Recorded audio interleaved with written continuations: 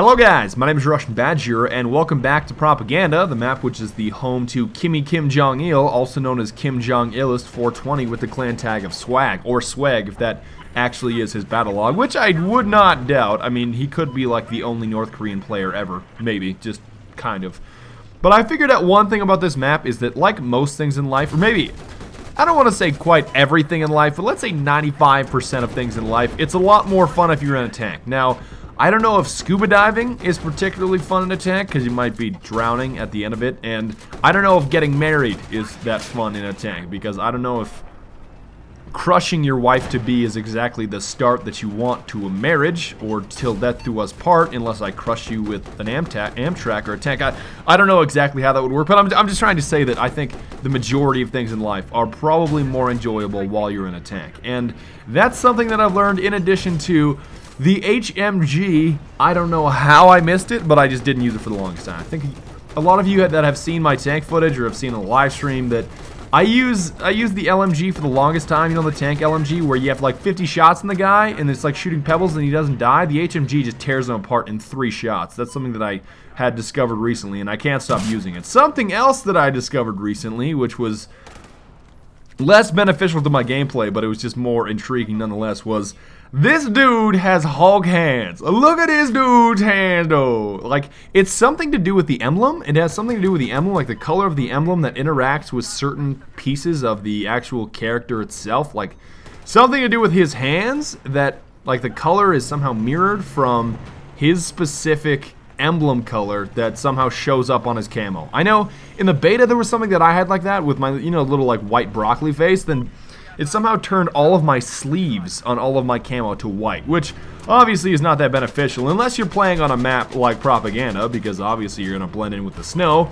Now, obviously, I'm also going to tactically change my camouflage to alligator, because that totally blends in with white, but I'm just trying to stay with the main theme of interior crocodile alligator. I drive a Chevrolet and I didn't even mean to crush that guy.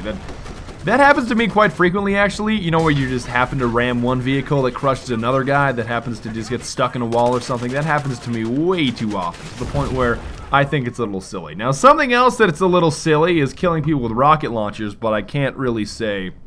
Using the law in general is silly, but I can't say that I don't like using rocket launchers in excessive proportions. Like, do I really need to kill a guy, direct impact him with an M136? I don't think that is needed at all. I'm pretty sure that thing is designed to punch hole in armored tanks and, like, basically blow up anything that is a large metal moving object. And I just used it on a soft human being that is basically just like a bag of meat. And that's a little excessive. And I know you're going to get mad at me here for mining their spawn. That's kind of something that it's kind of catfishery, but there was a jet pilot one time that taught me that you can always expect the unexpected, because that's critical at all times.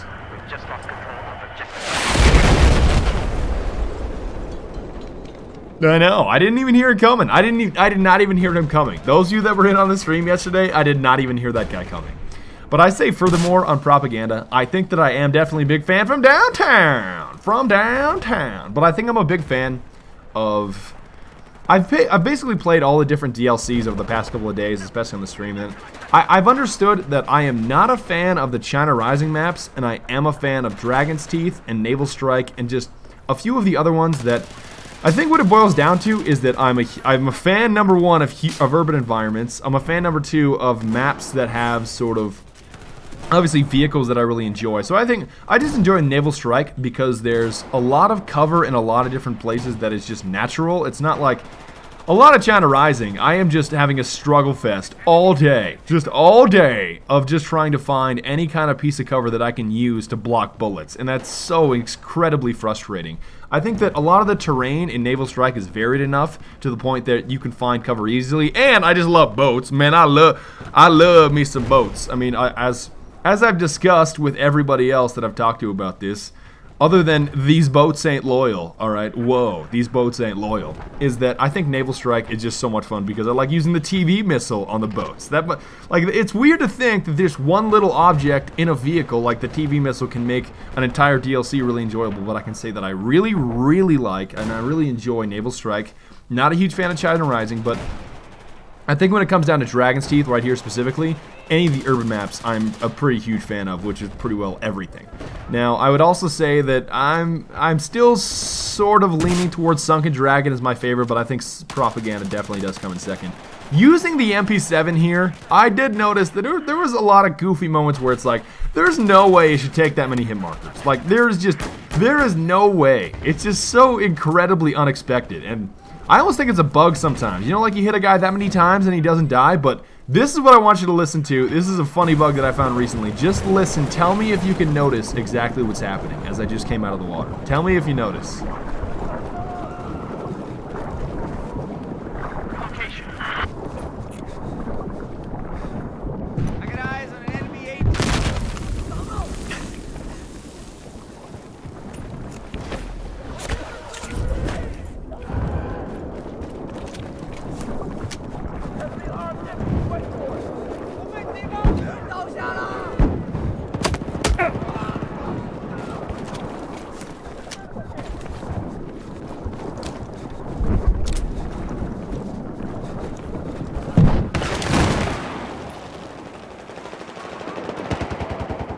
Isn't that just like the goofiest yet sort of interesting? And you came to the wrong Deagle Hood, my man. That's not gonna end up very well for you.